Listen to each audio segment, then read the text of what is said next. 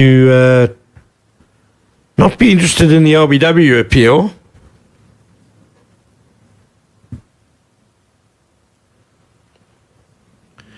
You see the finger only goes up after wicketkeeper Mitchell Hayes run forward and dived forward to take the rebound off the pad. Senokwane looked a little bit nonplussed. Let's have another look. It did look like for an LB, it was too leg-sided for an LB, which would explain why umpire Bongani Jele didn't go up straight away.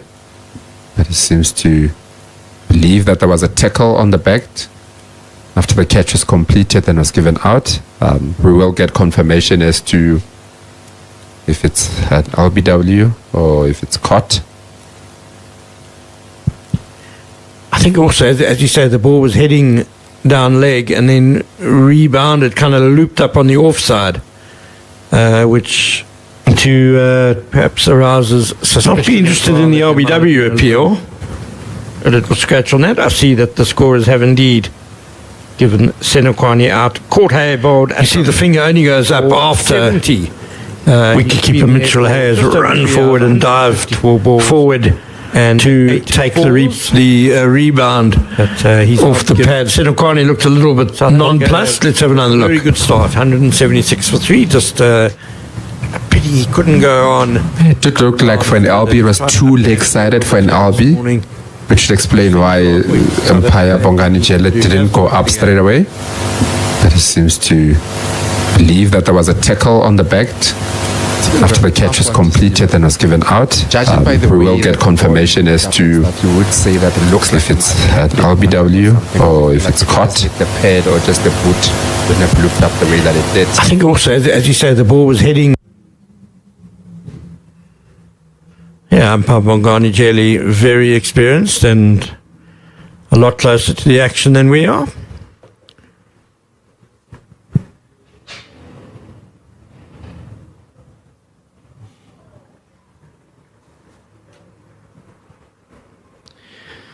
Jason Smith has come to the crease straight away. There's a silly point in place. There's a slip. Tulina essanyu lingi nnyo nkugambye tuli Masaka tuli mu Nnyendo abawanguzi baffe ba sayidi eno. Essimu yankubiddwa ne nsooka n'okulowooza nti baffere bandi bubi baagala ku. Just leave there. Say that because there's a couple of times that Ashok bowled some nice googlies yesterday. Oh, Smith down the pitch. Manages to control it well enough though to get off the mark. Yeah, Aditya Ashok most definitely has a very good googly. We saw him get a few wickets with it in Potchefstroom last week. Dale Phillips has actually been on the field for quite some time since yesterday. I just need to just look around and pick up who he's on the field for. He's the 12th man in this match.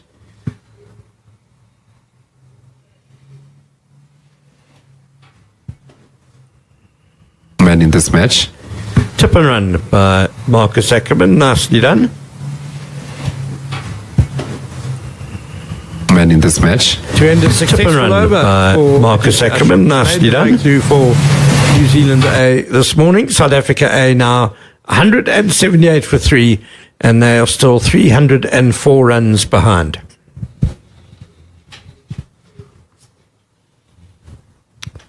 Yeah, we definitely do have a gamer on our hands here. Jason Smith, we know he's also got that attack instinct in him. You saw that second ball that he faced from Ashok, tried to come down, upset his lengths a little bit. So I think this partnership is going to be very key in the momentum of the Proteas and where they, of the South Africa A team, and where they want to see themselves. Because we've got two guys here that do look to go after the bowling a little bit. It's important that they don't let Aditya Ashok settle into bowling over after over from the chalets end and not going for many runs, because he's the sort of guy, if he bowls 20 overs, he's going to be picking up a few wickets as well. Fuchs will continue to Ackerman, that same strong leg side field you were talking about in the previous over, KG.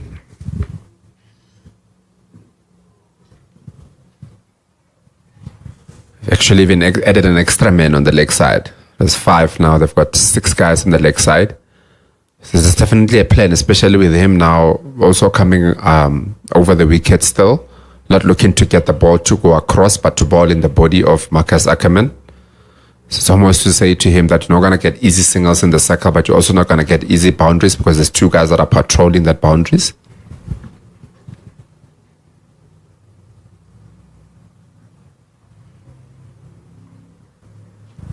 There's a case in point, the difficulties of playing a shot that does have some risk attached to it. Any horizontal bat shot does. And not even getting one for it.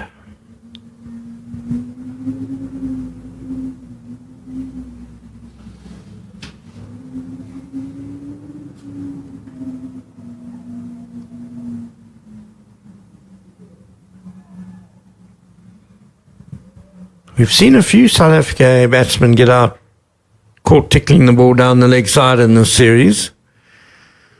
Ackerman just a little bit off balance when he tried to glance that away. I think that was a fairly deliberate delivery from Folks. It is one of those that bowlers identify that might be a way to get a wicket, not the conventional way.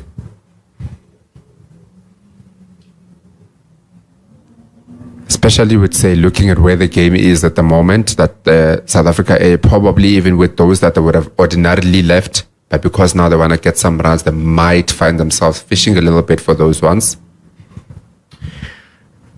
Yeah, obviously limiting the flow of runs, making South Africa A score slowly will help New Zealand A a lot in terms of winning the series, but I think they just need to be a little bit careful today not to fall into the trap of forgetting about wickets, because the sort of ground where if a batting partnership gets going, it is very difficult to contain. Oh, Smith had to be quick, but he's got long strides, and so Ackerman does at last get the signal he was looking for.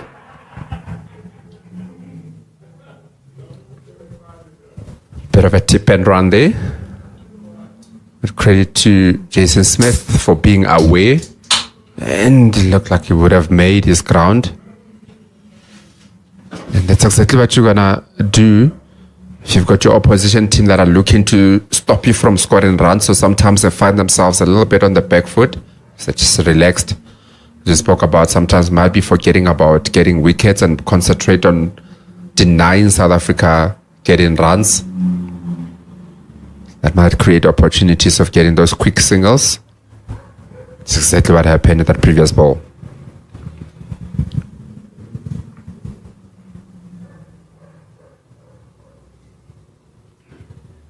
Yeah, that deserved to be called wide.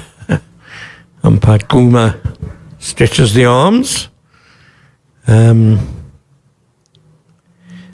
just going to add, however, that often slowing the scoring rate is a good way of getting wickets. Especially you feel someone like Marcus Ackerman, who's extremely aggressive, likes to score quickly. If you can frustrate him for a period of time, it could well draw a rash stroke.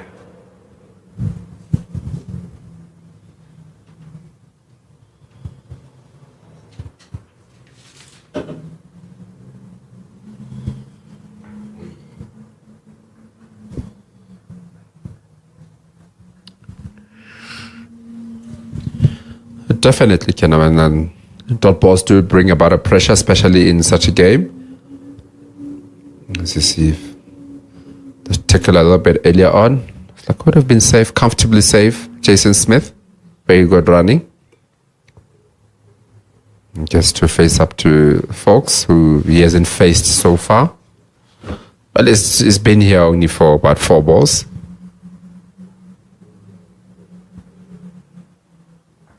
Slower ball went a little bit wrong there for Folks and put away nicely by Jason Smith for 4. So 185 for 3 after 46 overs. And your you will see by that South Africa A have added 26 runs this morning to their tally. They've lost the wicket of Senokwane for 70. We, however, have gained the company of Pendula Magubane as he just gets set. So does the leg spinner Aditya Ashok for his 14th over.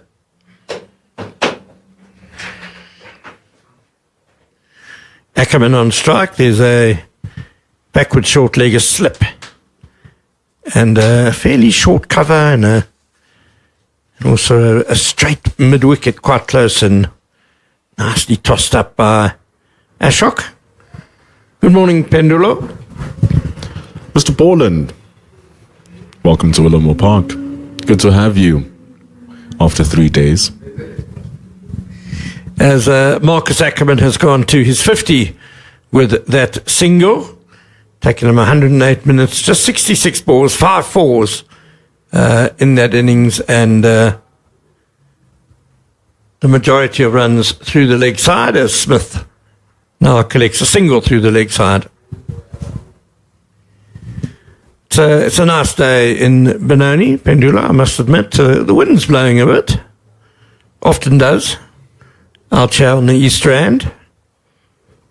Much lighter than what it was in Potchefstroom, that I assure you. It was absolutely incredible. We even missed out on the stump mic because of how strong the gale force winds were. Speaking of gale force, that's the bats of Marcus Ackerman. It's his second 50 in the 3 innings he's played so far in the 2 unofficial tests. First one was a dashing 69 back in Potchefstroom. Now he's upped it again, and it's always coming at a really attacking pace. Such an aggressive player. A delight to watch when he's in full stroke.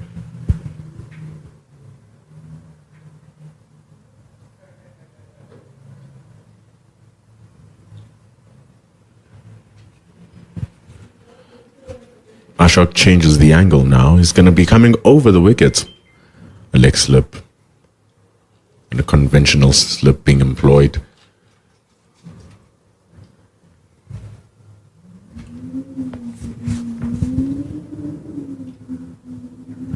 Going down the pitch in day 1, there were nice juicy patches right in front of the stumps. If he's able to grip and rip it back in.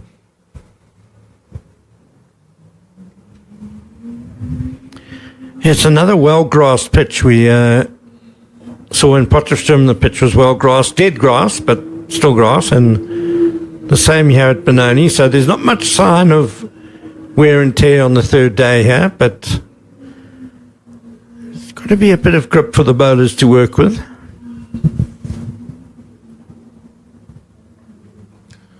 It was doing well yesterday as well. The ball was gripping and turning. Just like Marcus Ackerman turns, come back for 2 runs. And so the ball was moving around for Tsepo Ndwandwa and a bit for Jordan Herman, even when Lennox and Ashok came in. They had something for them. And the wrist spinner even more. Ashok, we've seen him turn a few already today.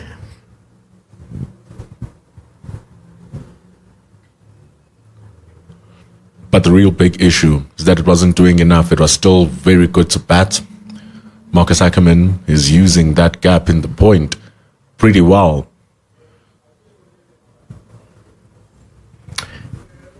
That's the end of the over. 191 for 3.